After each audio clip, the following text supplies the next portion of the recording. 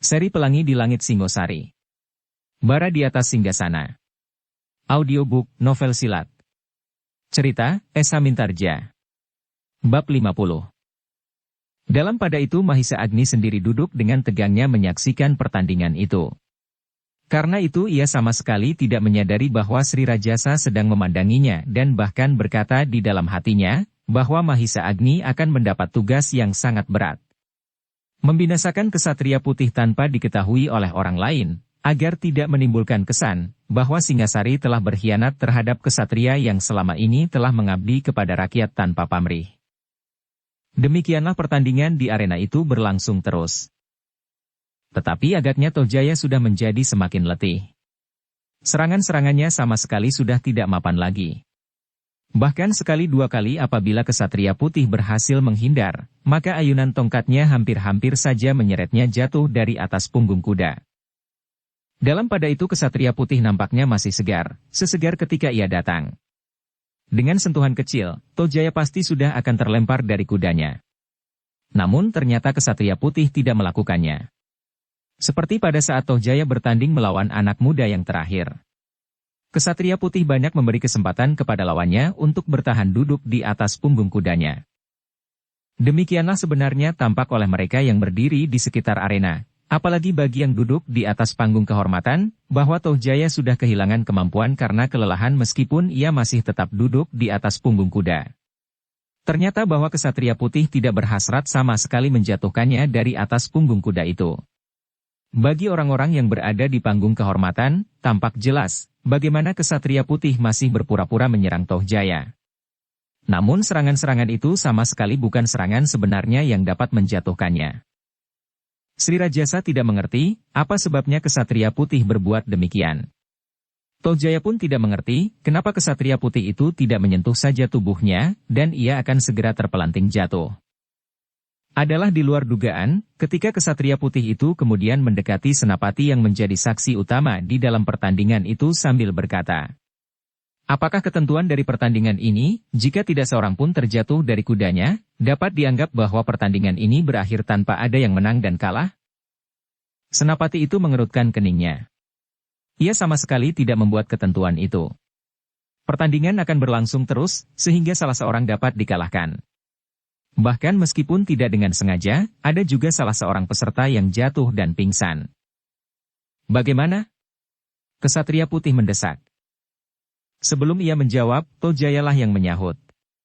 "Aku tahu, kau memenangkan pertandingan ini. Kenapa kau tidak mau mendorong aku jatuh?" "Tidak. Kau, maksud hamba, tuanku adalah seorang yang memiliki kemampuan yang mengagumkan.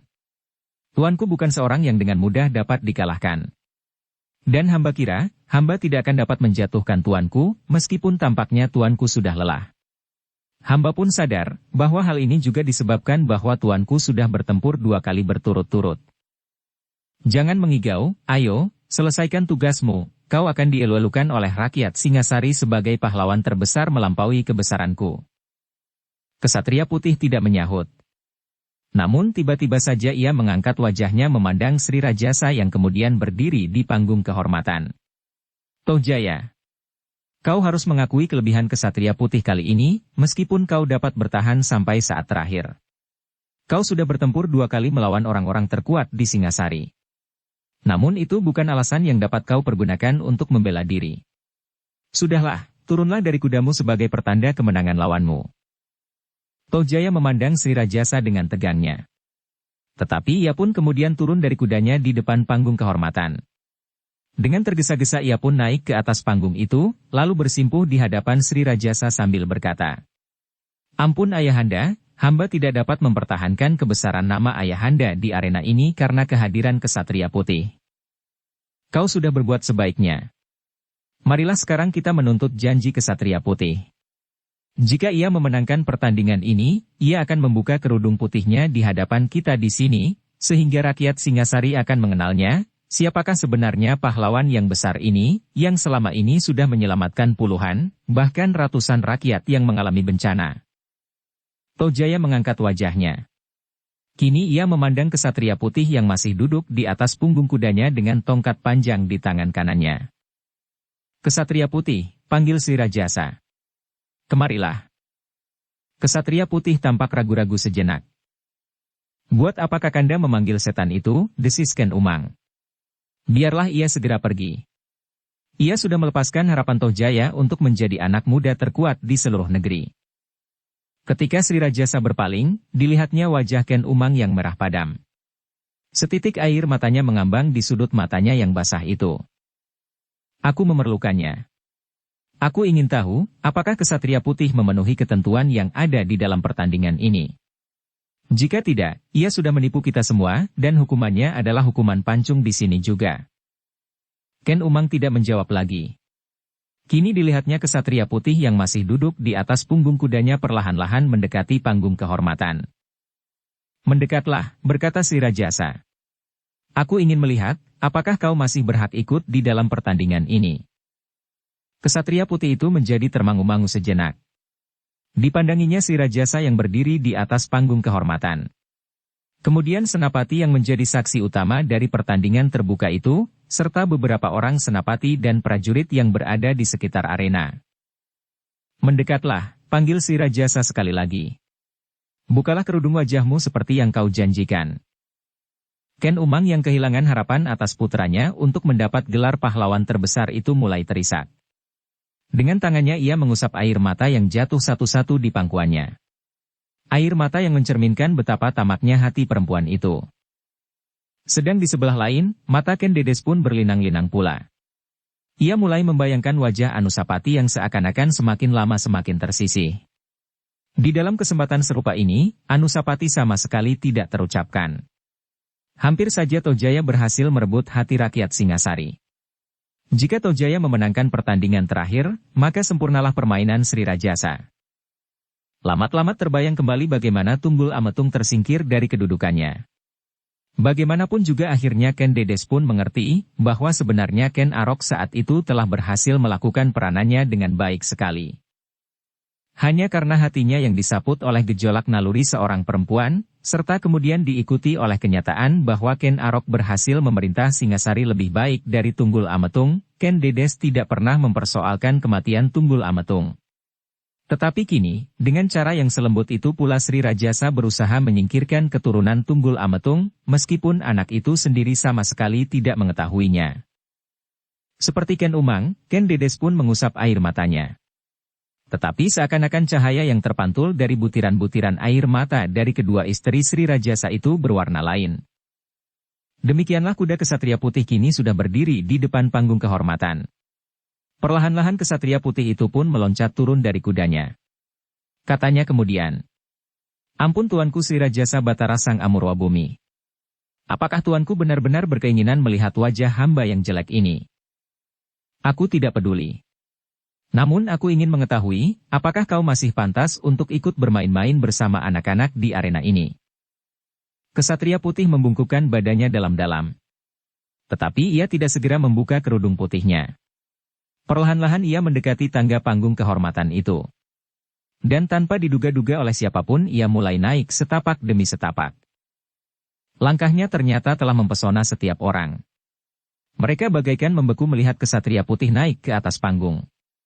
Bahkan Sri Rajasa pun bagaikan kehilangan nalar sejenak, melihat kesatria putih itu semakin lama semakin mendekat. Yang mendebarkan jantung setiap orang adalah, tiba-tiba saja kesatria putih itu pun berlutut.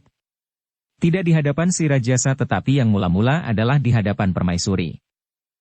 Semua orang terkejut karenanya. Ken Dedes pun terkejut bukan kepalang, sehingga ia hanya diam mematung, tidak tahu apa yang akan dilakukan. Baru setelah berlutut di hadapan Permaisuri, kesatria putih bersimpuh di hadapan Sri Rajasa sambil berkata, "Perkenankanlah hamba membuka kerudung putih hamba betapapun jeleknya wajah ini." "Berdirilah," berkata Sri Rajasa yang serasa masih terpesona oleh peristiwa-peristiwa yang tidak mereka perhitungkan sebelumnya. "Dan bukalah kerudung putihmu menghadap rakyat Singasari yang akan menilai, siapakah kesatria putih sebenarnya, dan apakah ia masih dapat disebut kanak-anak." Kesatria putih termangu-mangu sejenak. Namun seperti perintah Sri Rajasa, maka kesatria putih itu pun kemudian berdiri. Sekali ia berpaling memandang Tohjaya dan Ken Umang, barulah kemudian tangannya bergerak menggapai kerudung putihnya. Darah Tohjaya serasa berhenti mengalir. Ia menjadi sangat tegang menunggu. Demikian juga rakyat Singasari. Nafas mereka tertahan-tahan. Mereka tidak sabar lagi menunggu, siapakah sebenarnya kesatria putih itu. Tiba-tiba hati mereka terjerat oleh kata-kata kesatria putih yang lantang. Rakyat Singasari. Inilah kenyataanku, kesatria putih yang selama ini menumbuhkan teka-teki bagi kalian. Bersamaan dengan terkutupnya bibir kesatria putih itu, maka direnggutnya tirai yang selama ini menutup wajahnya. Tirai putih yang membuatnya disebut kesatria putih selain kudanya yang putih pula. Ketika tirai di wajah itu terbuka, setiap dada telah dihentakkan oleh kenyataan yang tidak mereka duga-duga sama sekali. Demikian wajah itu terbuka, setiap mulut telah menyebut namanya dengan wajah tegang penuh keheranan dan bahkan pertanyaan yang ragu-ragu. Anusapati putra mahkota. Mereka menjadi yakin ketika kesatria putih yang sudah tidak berkerudung lagi itu berkata, "Akulah Anusapati, putra mahkota kerajaan Singasari yang besar, putra Sri Rajasa Batara Sang Amurwa Bumi yang lahir dari Ibunda Permaisuri Ken Dedes." Arena itu menjadi gegap gempita. Lebih dahsyat dari ledakan 1000 guntur bersama-sama. Langit rasa-rasanya akan runtuh dan demikian pula hati Tohjaya dan Ken Umang. Seperti belanga yang terbanting di batu pualam, maka hati mereka pun pecah berkeping-keping. Dalam pada itu Sri Rajasa berdiri dengan wajah yang merah padam. Sejenak dipandanginya Anusapati, namun kemudian dipandanginya wajah Mahisa Agni tenang. Tetapi wajah yang tenang itu bagaikan air pusaran yang dahsyat yang menghisapnya ke dalam kehancuran yang mutlak. Mahisa Agni sendiri masih tetap berada di tempatnya. Ia sama sekali tidak berbuat sesuatu. Dibiarkannya semuanya terjadi menurut perkembangan yang wajar dari peristiwa yang sudah diperhitungkannya masak-masak. Sri Rajasa pasti tidak akan berani berbuat apapun juga di hadapan rakyat Singasari yang selama ini menganggap kesatria putih sebagai pelindung mereka. Apalagi kini mereka mengetahui bahwa kesatria putih itu tidak lain adalah putra mahkota. Putra mahkota yang selama ini mereka anggap sebagai seorang laki-laki yang hanya mampu menunggui istrinya, tanpa menghiraukan keadaan pemerintah sama sekali, tanpa berbuat apapun juga untuk kesejahteraan rakyatnya. Ternyata bahwa dugaan itu keliru. Yang mereka anggap sebagai pahlawan selama ini ternyata adalah orang yang tepat, orang yang dapat mereka pergunakan sebagai tempat berpegangan yang kokoh di masa mendatang. Rakyat Singasari sama sekali tidak menghiraukan perasaan apakah yang sedang bergejolak di dalam hati Sri Rajasa. Bahkan sebagian dari mereka menganggap bahwa Sri Rajasa pun akan menjadi gembira sekali menghadapi kenyataan itu. Namun dalam pada itu Sri Rajasa terpaksa mengakui di dalam hati bahwa kini ia menghadapi permainan Mahisa Agni yang ternyata berhasil mengatasi permainannya. Ketika ia berhasil menyingkirkan Tunggui Ametung, Mahisa Agni hanyalah seorang anak muda Panawijen yang sedang sibuk membuat bendungan, ia sama sekali tidak berbuat sesuatu, selain justru membantunya, mengalahkan Witantra ketika ia berusaha membersihkan nama Kebo Ijo yang telah dibunuhnya pula. Tetapi kini, ia menghadapi permainan Mahisa Agni. Dan Sri Rajasa pun sadar bahwa Anusapati adalah kemenakan Mahisa Agni. Meskipun kecurigaan itu timbul sejak lama, dan menyingkirkan Mahisa Agni ke Kediri, namun ternyata bahwa Mahisa Agni masih sempat membentuk Anusapati menjadi seorang anak muda yang pilih tanding, yang melampaui kemampuan Tohjaya. Meskipun demikian, Sri Rajasa bukannya seorang yang terlampau bodoh. Ia adalah seorang pemikir yang masak.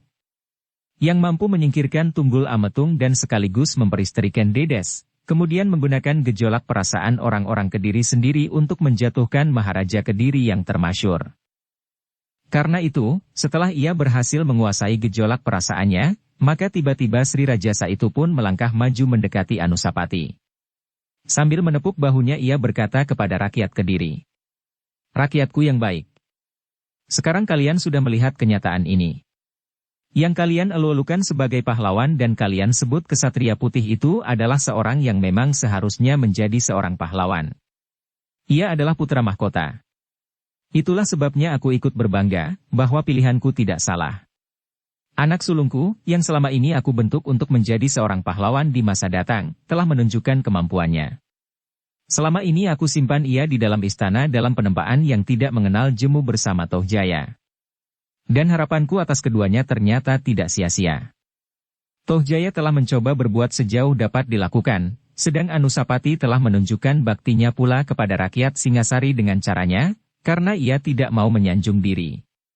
Dan adalah wajar sekali bila Tohjaya tidak dapat mengalahkan Kesatria Putih, karena ternyata bahwa Kesatria Putih bukan saja saudara tuanya, tetapi juga saudara tua seperguruan.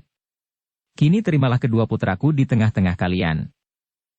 Rakyat Singasari itu menyambut kata-kata Sri Rajasa dengan tepuk tangan dan sorak mawurahan. Mahisa Agni mengerutkan keningnya. Ternyata Sri Rajasa masih mempunyai cara untuk meneruskan permainan. Tetapi bagaimanapun juga, Mahisa Agni sudah memiliki separuh kemenangan. Sedang separuh lagi masih diperebutkan. Jika Mahisa Agni mendapat sebagian yang separuh, maka bagiannya sudah lebih banyak dari yang akan didapat oleh Sri Rajasa. Tetapi Mahisa Agni pun mempertimbangkan semuanya dengan saksama. Kemungkinan-kemungkinan yang bakal datang di dalam istana. Tetapi kesempatan untuk merebut hati rakyat di hadapan rakyat itu adalah kesempatan yang hampir mustahil didapatkannya jika bukan karena tingkah Tohjaya sendiri. Dalam pada itu, kedua istri Sri Rajasa ternyata tengah menekuni perasaan masing-masing yang bergejolak di dalam dada. Ternyata mereka telah menjumpai persoalan yang sama sekali tidak diduga-duga. Begitu besar hati Ken Dedes menyaksikan putranya yang tanpa disangkanya, bahkan mimpi pun tidak, tiba-tiba saja menjadi seorang pahlawan yang paling besar di kalangan anak-anak muda Singasari sesuai dengan kedudukannya sebagai putra mahkota. Sebagai seorang yang berpikir cerah, Ken Dedes pun segera dapat menyelusuri, apakah yang sebenarnya telah terjadi di balik dinding istana yang tinggi itu. Tentu Mahisa Agni memegang peranan yang penting di dalam permainan ini. Tanpa Mahisa Agni, Anusapati hanyalah sekedar abu di dalam kobaran api ketamakan istana Singasari. Tanpa disadarinya, maka air mata permaisuri itu mengalir dengan derasnya. Setiap kali tangannya mengusap maka air itu telah tumbuh pula di pelupuk. Ken Umang pun telah menangis pula.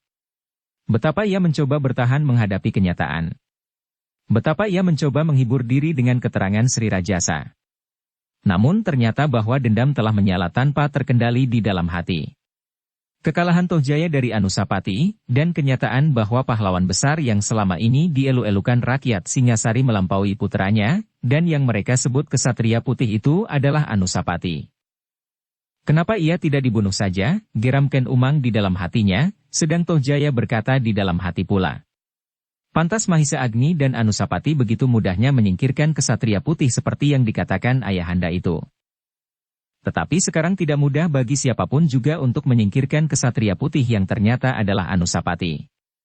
Tentu Anusapati kini merupakan pahlawan besar pula bagi rakyat Singasari, yang dengan demikian tidak akan dapat dengan begitu saja disingkirkan dari hati rakyat itu. Ternyata bahwa latihan dan pertandingan terbuka yang diminta oleh Tohjaya itu telah menimbulkan kecut di hati Sri Rajasa dan Ken Umang beserta putranya terkasih, yang diharapkan akan dapat menjadi anak muda yang paling perkasa di seluruh Singasari. Namun mereka tidak dapat menghindarkan diri dari kenyataan, bahwa Anusapati adalah anak muda yang lebih besar daripadanya. Dengan demikian, bukan saja Anusapati yang harus menengadahkan dadanya, bahwa ia bukan seorang anak muda yang dungu seperti yang diduga oleh para prajurit dan senapati, juga oleh Tohjaya dan gurunya, namun setiap orang pun akan menilai Mahisa Agni, orang terdekat di sisi Anusapati. Tidak seorang pun yang tidak menyorotkan pandangan matanya atas ilmu Anusapati pada kemampuan Mahisa Agni. Aku pun tidak dapat menyembunyikan diri lagi, berkata Mahisa Agni. Kini kita bermain dengan pintu terbuka. Anusapati yang dengan patuh menjalankan semua petunjuk Mahisa Agni ternyata mendapat cara untuk tampil langsung di depan mata rakyat Singasari. Setelah pertandingan itu dinyatakan selesai dan rakyat Singasari yang ada di sekitar arena pergi meninggalkan alun-alun, maka yang mereka percakapkan tidak ada lain kecuali putra mahkota. Ternyata aku telah sesat, berkata salah seorang dari mereka. Selama ini aku menganggap bahwa putra mahkota itu adalah seorang laki-laki yang tidak mampu menunjukkan kejantanan diri. Berbeda dengan adindanya Tohjaya, yang dengan penuh tanggung jawab telah berusaha menyelamatkan rakyatnya dari kesusahan. Tetapi ternyata bahwa bukan demikian yang sebenarnya. Tuanku putra mahkota pun adalah seorang pahlawan yang besar. Ia tidak mendapat kesempatan itu, seseorang berbisik. Kenapa? Seorang yang berjanggut putih berkata di antara kedua telapak tangannya. Apakah kau lupa, bahwa tuanku Permaisuri melahirkan putranda Anusapati hanya 6 bulan setelah perkawinannya dengan Ken Arok yang kemudian bergelar Sri Raja Sabatara Sang Amurwa Bumi? Ah, jangan menyinggung itu lagi. Mungkin itu memang suatu dosa, bahwa Tuanku Permaisuri mengandung sebelum perkawinannya. Tetapi Ken Arok tidak ingkar. Bodoh sekali. Putra yang dikandung itu bukan hadir dari dosa. Ia ada di dalam kandungan dari suaminya yang dahulu. Oh, iya. Ia adalah putra Tunggul Ametung. Hus. Kawannya terdiam. Namun mereka sadar, bahwa bukan hanya mereka sajalah yang mengerti bahwa Anusapati lahir terlampau cepat, setelah perkawinan Ken Dedes dengan Ken Arok, sehingga sebenarnya hampir setiap orang tua-tua di Singasari mengerti, bahwa Anusapati adalah putra Tunggul Ametung. Demikian pula akhirnya para senapati mengambil kesimpulan yang sama. Tetapi susunan keprajuritan yang lahir setelah Sri Rajasa memegang pemerintahan, mencerminkan kesetiaan mereka kepada Sri Rajasa. Terlebih-lebih adalah senapati-senapati muda yang diangkat di saat-saat Sri Rajasa sudah berkuasa. Namun Mahisa Agni sudah memperhitungkannya juga. Dalam pada itu, Sri Rajasa yang kemudian duduk termangu-mangu menerima keluh kesah putranya yang lahir dari Ken Umang. Bukan saja Tohjaya, tetapi Ken Umang sendiri menangis berkata, "Memalukan sekali tuanku, Tohjaya sudah turun ke arena dan dikalahkan oleh anak sakit-sakitan itu. Jangan berkata begitu, ia adalah putra mahkota. Tetapi ia tidak berhak menghancurkan nama Tohjaya di hadapan rakyat Singasari." Tidak seorang pun yang tahu bahwa akan terjadi demikian. Tentu pokal Mahisa Agni. Kenapa tuanku masih juga mempergunakan orang yang jelas tidak setia kepada tuanku?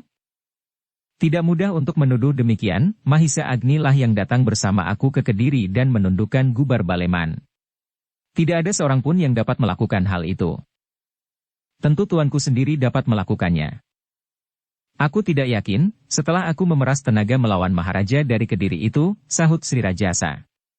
Apalagi jika tanpa Mahisa Agni saat itu, kedua kekuatan itu pasti akan bergabung. Dan aku tidak akan pernah kembali ke Singasari. Tidak ada kekuatan yang dapat melawan Gubar Baleman dan Maharaja Kediri bersama-sama. Ken Umang tidak menyahut lagi. Ia memang tidak dapat ingkar, tanpa Mahisa Agni, Singasari tidak akan dapat sebesar saat ini. Bahkan mungkin Kediri akan mampu mematahkannya sebelum tumbuh dan berkembang. Namun kini ternyata Mahisa Agni menjadi penghalang baginya, bagi putranya Tohjaya, karena Mahisa Agni adalah paman Anusapati. Jangan kau risaukan, berkata Sri Rajasa. Aku mempunyai 1000 jalan. Tetapi aku tidak dapat berbuat kasar. Aku harus berhati-hati. Sekarang aku tahu, bahwa pasti Anusapati sendirilah yang telah berhasil membunuh Kiai Kisi ketika ia pergi menumpas penjahat itu. Dan aku pun harus memperhitungkannya sebagai orang berkerudung hitam yang berkeliaran di istana ini. Jika demikian, maka aku harus menjadi semakin berhati-hati. Permainan Mahisa Agni cukup matang. Ken Umang dan Tohjaya tidak menyahut. Mereka harus mengerti, bahwa tidak menguntungkan apabila mereka berbuat dengan tergesa-gesa. Ternyata orang Panawijen itu bukannya seorang yang tidak mampu menanggap permainan Sri Rajasa. Mahisa Agni sudah dapat membaca rencanaku, berkata Sri Rajasa di dalam hatinya. Dan Sri Rajasa pun agaknya sudah menduga bahwa Mahisa Agni sudah mengetahui apa yang sebenarnya terjadi atas Tunggul Ametung. Tidak mustahil ia akan mengambil sikap yang menentukan, katanya di dalam hati. Tetapi Sri Rajasa tidak pernah menyatakan kecemasannya kepada Ken Umang, maupun kepada Tohjaya. Dalam pada itu, Permaisuri sedang menangisi kenyataan yang tidak terduga-duga. Dihadap oleh putra-putranya. Ia mengucapkan syukur kepada Yang Tunggal, bahwa ternyata Anusapati bukan seekor domba yang lemah di padang rumput yang penuh dengan serigala. Di mana kau mendapat kemungkinan untuk mengalahkan Tohjaya? Bertanya ibunya. Anusapati tidak menyahut.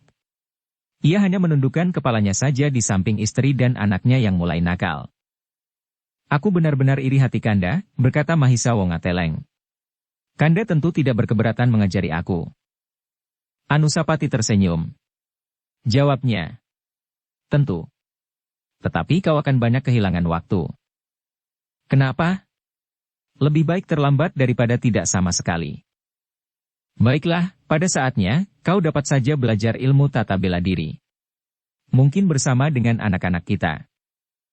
Mahisa Wongateleng tertawa. Anak-anak mereka memang telah tumbuh semakin besar. Mereka adalah laki-laki yang kuat dan nakal. Tetapi dengan demikian kau harus berhati-hati Anusapati, berkata ibunya. Kenapa ibu? Ken Dedes tidak segera menyahut. Dipandanginya wajah Anusapati sejenak. Masih tampak kegembiraan di sorot matanya meskipun mata itu basah. Namun lambat laun, mata itu menjadi suram. Terbayang di mata Ken Dedes itu, kenyataan tentang Anusapati. Wajah putranya itu mirip benar dengan wajah Tunggul Ametung, Aku Tumapel yang telah disingkirkan oleh Ken Arok. Sebagai seorang ibu, maka Ken Dedes justru mulai dirayapi oleh kecemasan tentang putranya itu. Ia sadar bahwa Ken Arok tidak bersikap jujur. Gelar putra mahkota diberikan kepada Anusapati bukan karena hatinya berkata demikian, tetapi sekedar untuk mengelabui kata hatinya yang sebenarnya. Beberapa orang tua-tua di Tumapel mengetahui bahwa sumber kekuasaan atas Tumapel ada di tangan Tunggul Ametung yang melimpah kepada Ken Dedes, sehingga kekuasaan itu sudah sewajarnya diwarisi oleh Anusapati. Tetapi tentu Ken Arok yang bergelar Sri Rajasa itu tidak ikhlas membiarkan Anusapati kelak benar-benar bertahta di Singasari. Betapa perasaan itu menghentak-hentak di dadanya, sehingga pada suatu saat, ia tidak dapat bertahan lagi. Dipanggilnya Anusapati menghadap seorang diri, dan terloncat di bibirnya pesan. Kau memang harus berhati-hati Anusapati. Anusapati yang memang sudah menyimpan berbagai pertanyaan di dalam hati, seolah-olah mendapat jalan untuk bertanya kepada ibunya. Kenapa ibu setiap kali berpesan kepada hamba untuk berhati-hati? Dan kenapa hamba merasa bahwa memang hamba selalu dibayangi oleh pengawasan yang tidak sewajarnya di dalam istana ini? Ken Dedes yang dadanya sudah dipenuhi oleh berbagai macam perasaan itu hampir saja menuangkan segala sesuatu kepada Anusapati. Namun tiba-tiba ia merasa sesuatu telah menahannya. Karena itu yang terlontar dari bibirnya hanyalah sebagian saja. Kau mempunyai ibu tiri Anusapati. Dan ibu tirimu juga mempunyai seorang anak laki-laki, hampir sebaya dengan kau. Anusapati mengangguk-anggukan kepalanya. Katanya kemudian, tetapi ibu, apakah hamba harus mencurigai saudaraku sendiri meskipun bukan lahir dari ibu yang sama? Pertanyaan itu menyentuh hati Ken Dedes. Maka sejenak ia merenung. Ada sesuatu yang memberati hatinya untuk berkata berterus terang. Apalagi setelah ia tahu bahwa anaknya bukan seorang laki-laki dungu yang hanya dapat mengeluh dan meratap. Kini baginya Anusapati adalah seorang laki-laki, seorang jantan sepenuhnya, sehingga ia pun pasti akan dapat mengambil sikap jika hatinya tersinggung. Karena itu, Ken Dedes hanyalah dapat menarik nafas dalam-dalam. Namun desakan perasaan di dada Anusapati lah yang kemudian mendorongnya bertanya. Bunda, hamba tidak mengerti, apakah hanya sekedar perasaan hamba, bahwa sebenarnya lah ayahanda tidak bersikap adil terhadap hamba dan Adinda Tohjaya. Sejak hamba kanak-kanak, hamba merasakan perbedaan sikap itu. Di dalam banyak hal ayahanda Sri Rajasa tidak membantu hamba. Juga di dalam olah kanuragan. Hamba seakan-akan selalu tersisih. Hanya Adinda Tohjaya lah yang mendapat kesempatan sebaik-baiknya. Baginya, sebelum hamba muncul sebagai kesatria putih di arena, hamba adalah seorang yang tidak berharga. Dengan demikian hamba harus menempuh jalan lain untuk dapat mengimbanginya. Jalan apakah yang sudah kau tempuh Anusapati? Untunglah ada Pamanda Mahisa Agni. Pamanda Mahisa Agni lah yang telah membentuk hamba menjadi seorang yang mampu mengimbangi Tohjaya tanpa diketahui olehnya dan oleh ayahanda Sri Rajasa. Jika hamba tidak mendapat kesempatan atas permainan Pamanda Mahisa Agni, sebagai kesatria putih yang sudah dikenal rakyat Singasari, mungkin hamba akan mengalami akibat lain, jika diketahui bahwa hamba mempunyai ilmu yang cukup. Ken Dedes mengangguk-anggukan kepalanya. Tetapi tanpa disadarinya air matanya mengalir semakin deras. Terbayang keadaan Anusapati yang seakan-akan selalu terdorong menjauh dari setiap kesempatan. Atas permainan Pamanda Mahisa Agni, sebagai kesatria putih yang sudah dikenal rakyat Singasari, mungkin hamba akan mengalami akibat lain, jika diketahui bahwa hamba mempunyai ilmu yang cukup. Tetapi Ken Dedes tidak dapat mengatakannya. Ken Dedes tidak dapat mengemukakan perasaan yang sebenarnya bergejolak di dalam hatinya. Ibu, bertanya Anusapati lebih lanjut. Kenapa ayahanda Sri Rajasa bersikap demikian? Apakah sesuatu yang membuatnya membenci hamba? Tidak Anusapati, tidak. Itu hanya sekedar perasaanmu saja. Sikap ayahandamu kepadamu tidak ubahnya dengan sikap Sri Rajasa kepada putra-putranya yang lain. Aku juga pernah mendengar Tohjaya mengeluh kepada ibunya, menanyakan sikap ayahanda Sri Rajasa. Kenapa ia selalu tersisih dan dengan tergesa-gesa menyerahkan gelar putra mahkota kepadamu, seakan-akan ayahanda Sri Rajasa cemas, bahwa Tohjaya ingin merebutnya. Anusapati mengerutkan keningnya. Jika benar demikian, maka adalah bayangan yang tumbuh dari mimpi buruk sajalah yang menyebabkannya merasa tersisih. Tetapi Anusapati yang sudah dewasa itu menangkap sesuatu yang tersirat di wajah dan titik air mata ibunya. Meskipun ibunya mencoba menyembunyikan perasaannya, namun Anusapati berhasil menangkapnya, dan merasa bahwa apa yang dikatakan oleh ibunya itu bukannya yang sebenarnya dirasakannya. Namun Anusapati tidak mendesaknya. Ia sadar, dengan demikian ia akan membuat ibunya menjadi semakin sakit hati. Karena itu untuk sementara Anusapati terpaksa menyimpannya di dalam hati. Tetapi demikian ia mundur dari hadapan ibunya, maka dicarinya pamannya yang masih berada di istana Singasari. Ia kini tidak perlu mencari kesempatan tersembunyi. Setiap orang di dalam istana itu tanpa mendapat penjelasan dari siapapun, mulai meraba-raba, bahwa kemampuan Anusapati pasti diturunkan oleh Mahisa Agni, karena mereka tahu bahwa latihan-latihan yang dilakukan bersama Tohjaya hampir tidak berarti sama sekali. Terlebih-lebih adalah Tohjaya sendiri dan gurunya, yang tidak segan-segan berbicara tentang kemungkinan itu dengan siapapun juga. Curang, katanya. Kakanda Anusapati merahasiakan kemampuannya selama ini. Tentu maksudnya tidak baik. Hanya orang-orang yang licik sajalah yang merahasiakan ilmunya. Tentu untuk tujuan-tujuan yang kurang baik. Tetapi hampir setiap orang berkata, ternyata bahwa Anusapati mampu mendapatkan ilmu dengan caranya sendiri dan mengamalkannya sebagai kesatria putih. Meskipun demikian, beberapa orang perwira yang mempunyai kepentingan tersendiri berkata di antara mereka, licik. Tuanku Tohjaya harus berhati-hati menghadapinya. Dan untuk sikap itu para perwira itu pun mendapat janji yang baik di hari mendatang. Ayahanda ada di pihakku, berkata Tohjaya. Tetapi semuanya itu disadari oleh Mahisa Agni. Ia sudah membuka daun pintu yang selama ini ditutupnya, dan semua orang sudah melihat apa yang terdapat di dalamnya. Ternyata bahwa rakyat Singasari menerima kehadiran Anusapati yang tiba-tiba itu. Kau harus meneruskan amalmu sebagai kesatria putih, berkata Mahisa Agni ketika Anusapati menghadapnya. Ya Paman. Aku akan melakukannya. Tetapi di samping tugas itu, aku harus memperhatikan sikap Tohjaya.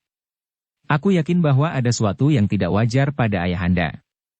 Aku sudah mencoba bertanya kepada Ibunda Permaisuri.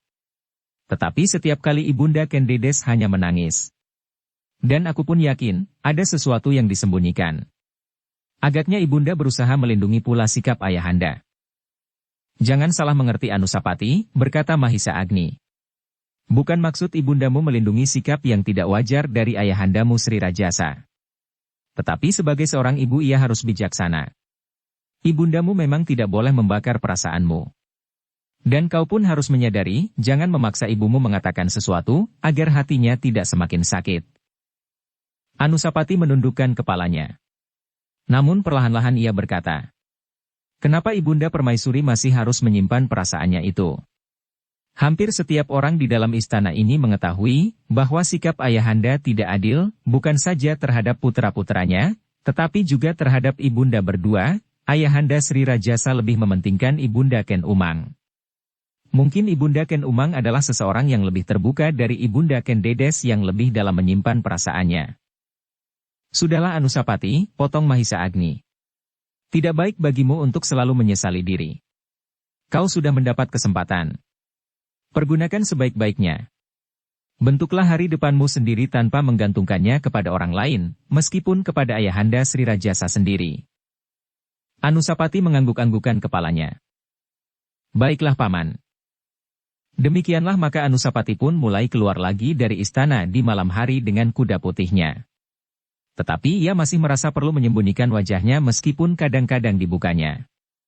Tetapi rakyat yang jauh dari kota, meskipun mereka sudah mendengar pula bahwa kesatria putih itu adalah putra mahkota, namun mereka masih sering menjumpai kesatria putih lengkap dalam pakaiannya yang semula. Kuda putih dan kerudung putih. Demikianlah bagi rakyat kesatria putih masih tetap merupakan teka-teki. Ia berada di segala tempat dan di segala waktu. Seolah-olah kesatria putih dapat mengelilingi seluruh Singasari dalam waktu sekejap. Namun dalam pakaian kesatria putih, Anusapati dapat keluar masuk pintu gerbang istana dengan leluasa. Kini tidak seorang pun yang berani menegurnya. Bahkan setiap kesatria putih lewat pintu gerbang istana, maka hati para prajurit menjadi tenang, karena para penjahat pasti akan menjauh dan Singasari menjadi makin tentram. Dalam pada itu kebesaran nama kesatria putih semakin hari menjadi semakin menambat hati rakyat Singasari. Hampir tidak masuk akal bahwa Anusapati dalam waktu hampir berbareng telah menangani dan menghancurkan dua kelompok penjahat di tempat yang berbeda-beda. Tetapi tidak seorang pun yang memperhatikan bekas tangan kesatria putih. Hanya Mahisa Agni lah yang dengan teliti mengikutinya. Di dalam hati ia masih menyebut perbedaan akibat dari tindakan kesatria putih. Di bagian utara kota Singasari, kesatria putih jarang sekali membinasakan lawannya, tetapi di bagian barat, hampir setiap penjahat tidak lolos dari ujung pedangnya. Dengan demikian, Mahisa Agni merasa perlu untuk menertibkan tindakan kesatria putih sebelum orang lain mencurigainya juga, karena sebenarnya bukan saja Anusapati, tetapi ia masih juga dibantu oleh orang-orang yang sebelumnya telah mengenakan pakaian kesatria putih di atas kudanya yang putih. Untunglah, bahwa Anusapati sudah pantas dilepaskan dalam bentuk kesatria putih, berkata Mahisa Agni di dalam hatinya pula. Meskipun Anusapati masih belum menyamai Witantra, Kuda Sempana dan Mahendra, tetapi dengan bekal yang ada, ia cukup mampu menghadapi kejahatan di daerah Padesan. Sejalan dengan memanjatnya nama kesatria putih yang dikenal sebagai putra mahkota, maka hati Sri Rajasa pun menjadi semakin kecut. Kadang-kadang ia menjadi hampir berputus asa. Ia mengakui betapa cerahnya hati Mahisa Agni melawan permainannya. Aku lengah menghadapinya karena ia berada jauh dari istana. Ternyata di tempat yang jauh itu, ia masih mampu melakukan permainan yang matang, katanya setiap kali kepada diri sendiri. Apalagi semakin lama nama Tohjaya semakin tidak pernah diucapkan lagi oleh rakyat Singasari di luar istana, karena Tohjaya hampir tidak pernah mendapat kesempatan apapun. Setelah mereka mengetahui bahwa kesatria putih itu adalah Anusapati, maka mereka mulai ragu-ragu mempergunakan prajurit-prajurit sebagai umpan yang akan dipergunakan untuk memanjatkan nama Tohjaya. Meskipun demikian, beberapa orang perwira di puncak pimpinan prajurit Singasari masih berhasil dikuasainya dengan berbagai macam janji dan kesempatan. Namun bagi Sri Rajasa, semuanya itu tidak akan banyak memberi harapan. Bahkan di saat-saat ia duduk sendiri di belakang bangsalnya, jika matahari sudah tenggelam, kadang-kadang Sri Rajasa tidak dapat menghindarkan diri dari kenangan masa lampaunya. Bahkan kadang-kadang kenangan itu bagaikan hantu yang merayap mengintainya dan menerkamnya setiap saat. Apakah dewa-dewa sudah mulai melepaskan aku sendiri, katanya kepada diri sendiri. Sekilas terkenang kata-kata Empu Purwa di padang karautan. Kembalilah kepada Yang Maha Agung. Dan Ken Arok yang saat itu menghantui padang karautan bertanya kepada diri sendiri. Siapakah Yang Maha Agung itu? Terkenanglah olehnya bagaimana ia dikejar-kejar oleh orang-orang Padesan di daerah Kemundungan. Karena kebingungan ia segera memanjat pohon tal.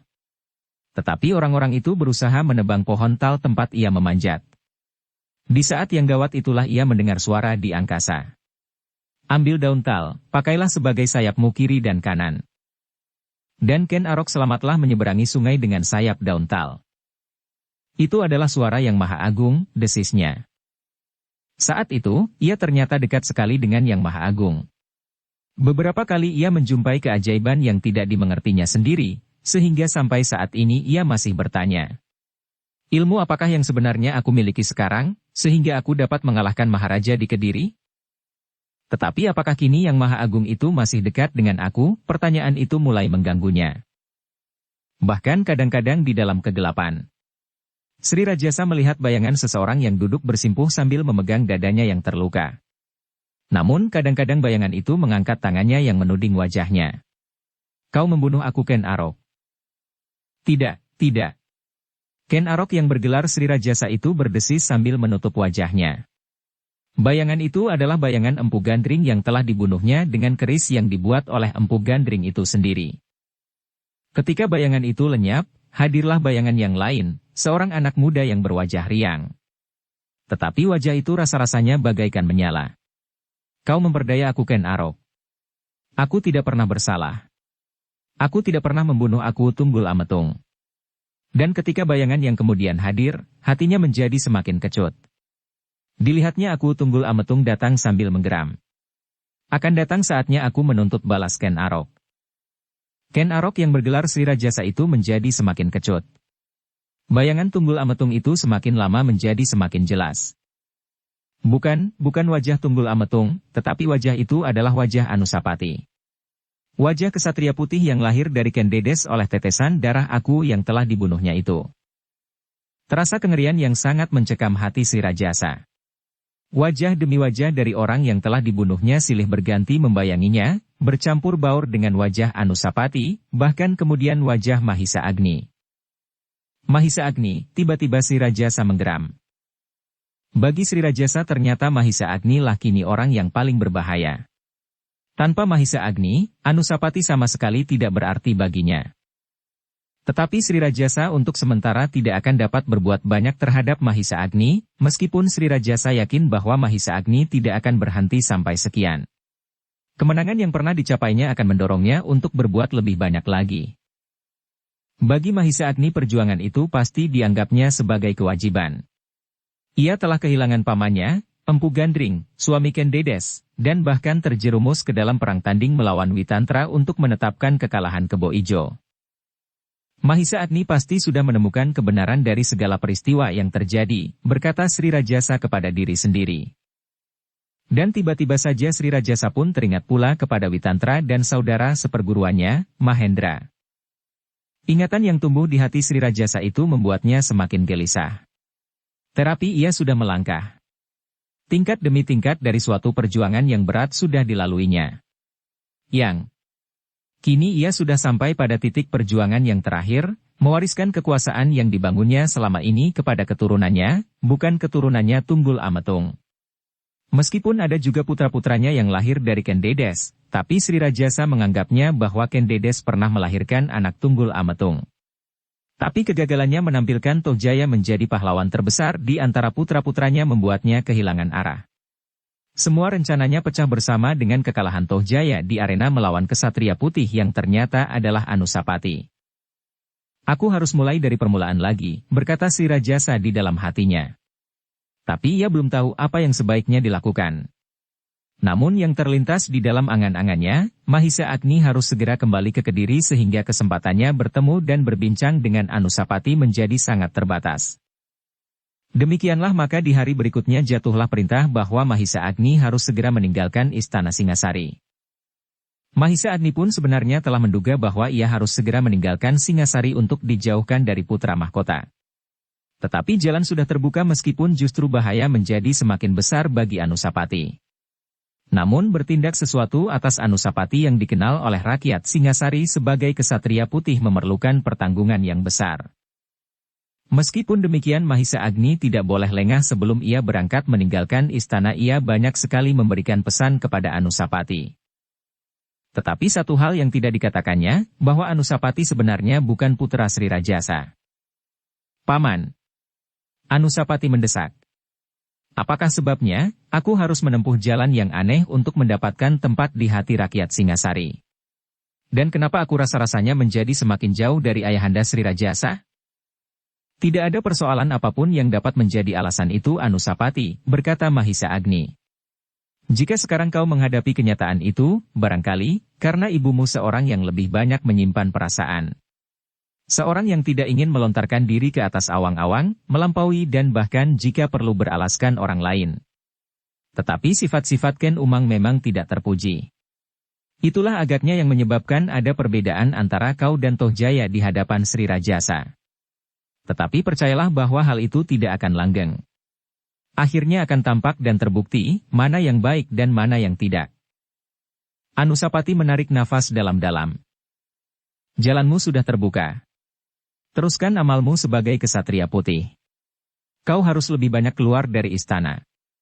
Jangan sampai terjadi, kesatria putih melakukan tindakan di suatu tempat tetapi kau berada di dalam istana. Jika demikian pasti akan menimbulkan pertanyaan. Satu kali dua kali mungkin tidak akan diketahui, tetapi perasaan Sri Rajasa yang tajam, dan usaha Tohjaya untuk mencari kelemahanmu, akan memaksa mereka mencari setiap kesalahan yang mungkin terjadi. Anusapati menganggukkan kepalanya. Pada suatu saat Anusapati, untuk tidak menimbulkan kesalahan, sebaiknya kau sendirilah yang akan menjadi kesatria putih. Kau seorang diri tanpa orang lain. Meskipun kegiatan kesatria putih akan berkurang, tetapi lubang-lubang yang dapat membuat kau terperosok ke dalamnya menjadi semakin kecil. Iya, Paman. Sementara itu, untuk keselamatanmu, setiap kali salah seorang dari orang-orang tua itu akan mengawasimu dari kejauhan seperti yang juga sering terjadi. Menghadapi kejahatan yang besar dan dilakukan oleh penjahat-penjahat yang kuat, kau tidak boleh berjuang seorang diri. 1 atau 2 orang akan membantumu. Tetapi hanya seorang sajalah yang boleh berperan sebagai kesatria putih. Tetapi bagaimana aku dapat berhubungan dengan mereka, Paman? Merekalah yang akan menghubungi kau setiap kali. Sumekar dapat menjadi penghubung yang baik pula. Anusapati mengangguk-anggukan kepalanya. Nah, jagalah dirimu baik-baik. Tetapi jangan sekedar tenggelam dalam tugas kesatria putih. Kau harus menyempurnakan ilmumu sebaik-baiknya. Jika pada suatu saat kau menjumpai bahaya dari manapun datangnya, kau benar-benar sudah menjadi sempurna dan mampu mempertahankan dirimu. Orang-orang seperti Kiai Kisi masih akan berkeliaran mencarimu. Suatu saat akan datang orang yang jauh lebih dari Kiai Kisi, karena ternyata Sri Rajasa kini pasti sudah memperhitungkan bahwa kau sendirilah yang telah membunuh Kiai Kisi itu. Demikianlah, maka pesan Mahisa Agni itu selalu diingat oleh Anusapati. Ia harus berhati-hati. Baik di dalam lingkungan hidupnya sehari-hari, maupun apabila ia pergi keluar istana sebagai kesatria putih. Namun seperti yang dikatakan oleh Mahisa Agni, Anusapati masih selalu memerlukan waktu untuk menyempurnakan ilmunya. Setiap hari ia singgah di tempat yang terasing untuk mematangkan ilmu yang sudah dimilikinya. Namun ternyata ada beban baru yang harus dilakukannya. Mahisa Wongateleng berkeras untuk mempelajari ilmu daripadanya. Aku jauh ketinggalan dari saudara-saudaraku, berkata Mahisa Wongateleng. Tentu ada kesengajaan Ayahanda Sri Rajasa untuk membedakan aku dengan saudara-saudaraku yang lahir dari Ibunda Ken Umang. Tidak, Mahisa Wongateleng, jawab Anusapati. Tidak ada perbedaan apa-apa. Itu hanyalah perasaan kita. Anusapati mencoba menirukan Mahisa Agni setiap kali ia mengeluh. Dan kini ia mencoba menenteramkan hati adiknya itu. Mahisa Wongateleng mengangguk-anggukkan kepalanya.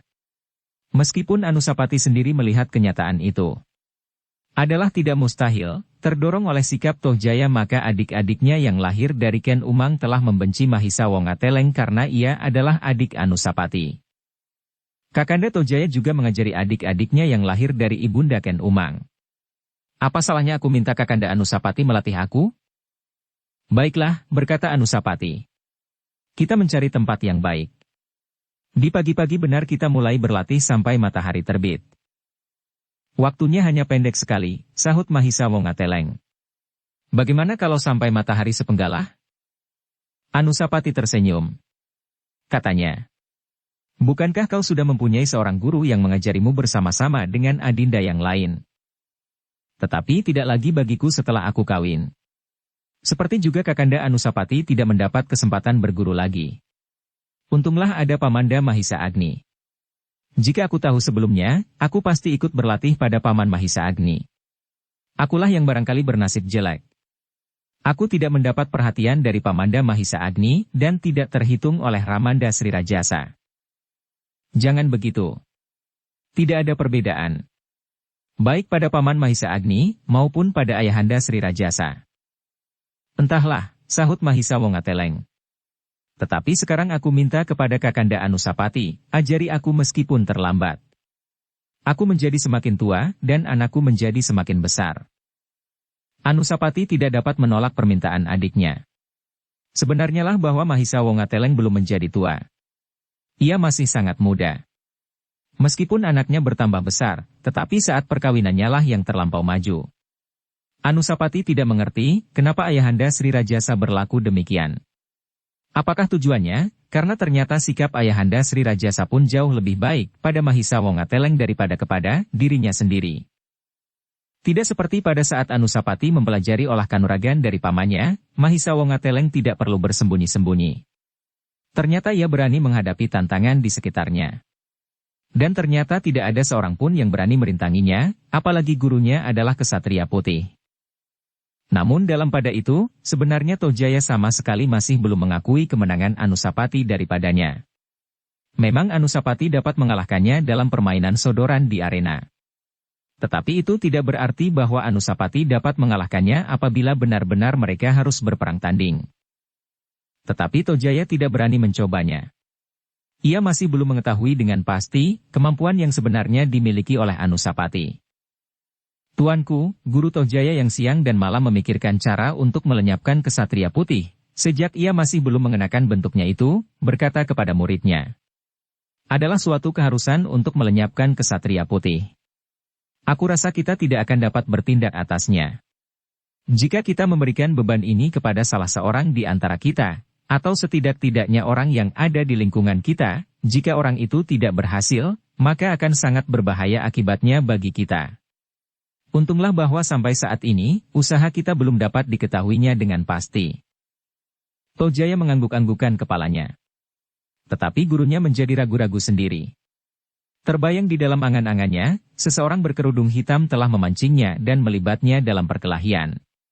Ketika ia merasa bahwa ia akan berhasil membunuh orang itu, rahasia yang disimpannya terlanjur dikatakannya. Apakah orang itu juga Anusapati, katanya di dalam hati. Jika orang itu putra mahkota, kenapa ia masih tetap berdiam diri sampai sekarang? Hal itu ternyata sangat membingungkan sekali. Menurut pengamatannya, bentuk tubuhnya dan sikap terjangnya, orang itu bukan putra mahkota. Tetapi siapa? Orang itu sama sekali tidak menduga bahwa di halaman istana itu ada seorang juru taman yang memiliki kemampuan seperti Ksatria Putih dan seperti orang-orang berkerudung yang pernah dikenal di istana Singasari. Jadi bagaimana maksudmu? Bertanya Tohjaya kemudian. Kita minta pertolongan seseorang di luar lingkungan kita. Tohjaya mengerutkan keningnya, namun kemudian ia berkata lemah. Kau pernah gagal. Kiai Kisi tidak dapat berbuat apa-apa. Bukankah kau pernah mengatakannya meskipun kau tidak mengajak aku berbicara ketika kau merencanakan? Dan bukankah ayah pernah marah kepadamu? Tetapi keadaannya sekarang berbeda. Kita tidak membenturkan orang itu langsung kepada putra mahkota, tetapi kepada Ksatria Putih. Apa bedanya? Setiap orang tahu bahwa Ksatria Putih adalah Kakanda Anusapati. Tuanku, berkata penasehat Sri Rajasa itu. Hamba mempunyai seorang sahabat. Seorang sakti yang bertapa di lereng Gunung Semeru. Jangan mengigau. Kita tidak tahu kekuatan yang sebenarnya tersimpan di dalam diri Kakanda Anusapati, potong Tohjaya. Sedangkan jika pertapa itu orang yang putih, ia pasti tidak akan bersedia memenuhi keinginan itu. Orang itu adalah kakak seperguruan Kiai Kisi. Tidak ada gunanya. Ilmunya tidak akan jauh lebih tinggi dari Kiai Kisi. Tentu dengan cara yang khusus. Ia mempunyai beberapa orang murid. Ksatria Putih dijebak, kemudian dikerubut bersama-sama. Ya. Kakanda Anusapati bukan seorang yang bodoh. Ia pasti mempunyai perhitungan tersendiri. Biarlah mereka menjadikan dirinya penjahat kecil yang mengotori daerah Singasari. Ksatria Putih pasti akan datang mencarinya. Seperti beberapa orang prajurit itu, mereka dimusnahkan oleh Ksatria Putih. Cecurut-cecurut yang tidak berarti itu. Kita telah salah hitung. Tetapi kali ini hamba akan berhati-hati. Jebakan ini harus mengena. Kalau tidak, kita memang akan menjumpai kesulitan. Tetapi betapapun kuatnya Ksatria Putih, tetapi seorang diri ia tidak akan dapat mengalahkan orang itu beserta beberapa orang muridnya. Apalagi dendam yang ada di dalam dirinya kita hembus semakin besar. Bersambung ke bab 51. Dukung kami dengan subscribe, follow, like, komen dan share. Terima kasih.